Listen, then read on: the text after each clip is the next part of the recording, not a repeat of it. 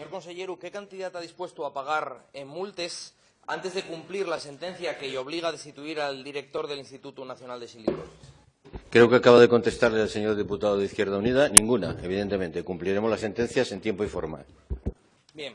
El nuestro grupo parlamentario comparte la preocupación del que nos precedió en la palabra por el desconcierto organizativo del Instituto Nacional de Silicosis, por las pésimas condiciones laborales de los trabajadores y por la yaceria de tener un recurso de referencia con tanta potencialidad abandonado por la Administración.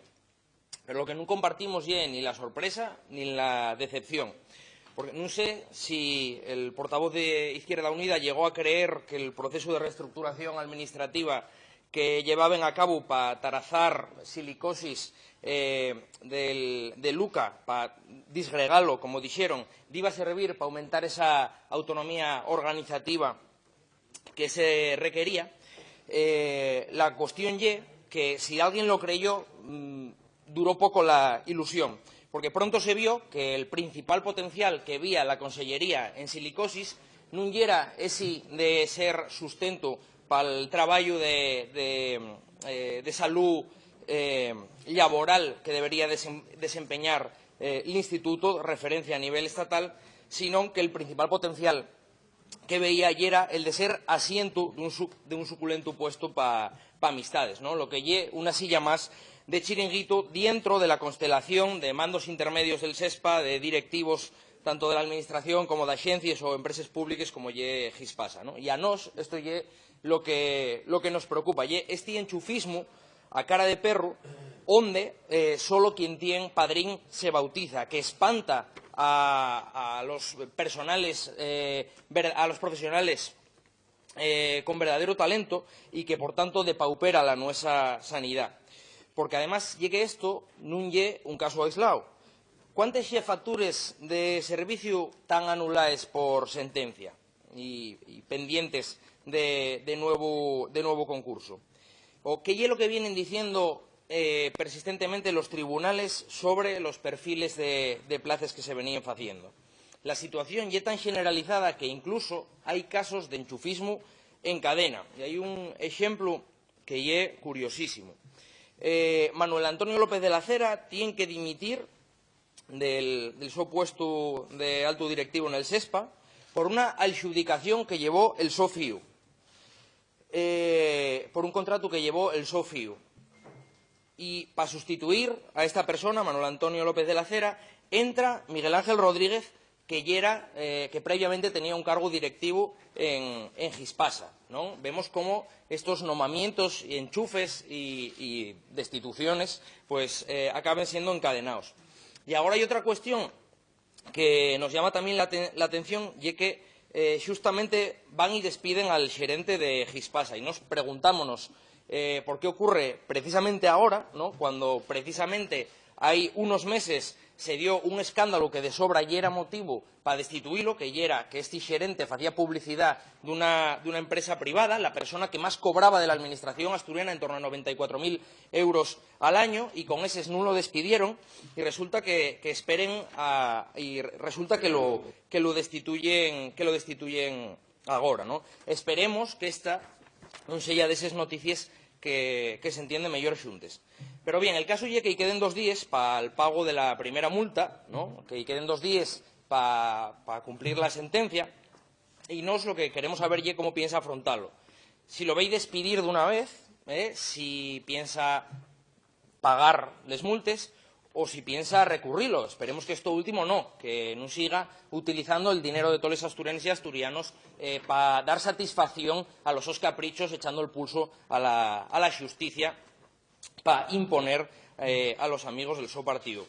Nos, llegados a este extremo, planteámonos lo siguiente, que cuál tiene que ser ese poder que llegue capaz de acorralarlo usted, de emburriarlo a esta situación que pone en entredicho y en vergüenza y descrédito a toda la sanidad asturiana.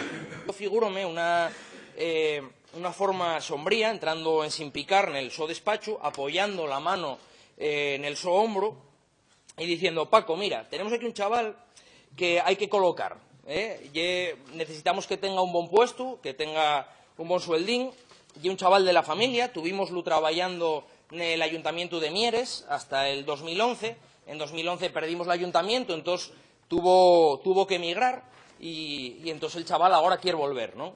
Entonces, bueno, no sé si esto es lo que entienden ustedes como plan de retorno de talento. En el caso que después empiecen a llegarle sentencias, ¿no? Con la primera supongo que una llamada y pediría que siguiera usted echando el pulso a la justicia. No sé si ahora con la segunda sentencia y con este apremio y aviso de multa lo que llegaría sería un SMS de sé fuerte, Paco.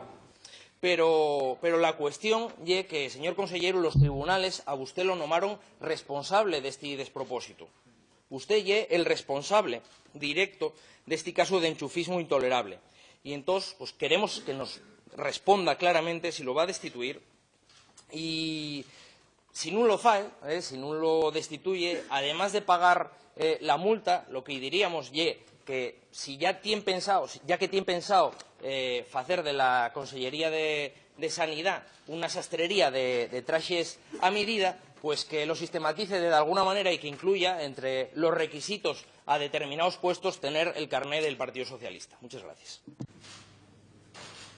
Sí, no le voy a contestar a la pregunta porque ya se la he contestado. Quiere decir, lo que pasa es que me imagino que usted ha traído el discurso escrito y no sabe dar cambios y entender lo que se le ha dicho. Ya le he contestado en la primera pregunta y además se lo contesté también al diputado de Izquierda Unida en su momento determinado. A partir de ahí sigue elaborando su discurso. Esos cargos de enchufe que usted dice que para lo que creamos el Instituto Nacional de Silicosis, me imagino que tendrá que explicárselo a los 3 neumólogos, a los 3 ingenieros, 2 de ellos técnicos, uno de ingeniero de minas, la enfermería, los administrativos, más de 10 o 12 personas que se han ido contratando a lo largo de estos meses para repotenciar y relanzar el Instituto Nacional de Silicosis. Me imagino que también serán todos enchufados, amigos y conocidos del consejero o de alguien que usted entiende de este sitio.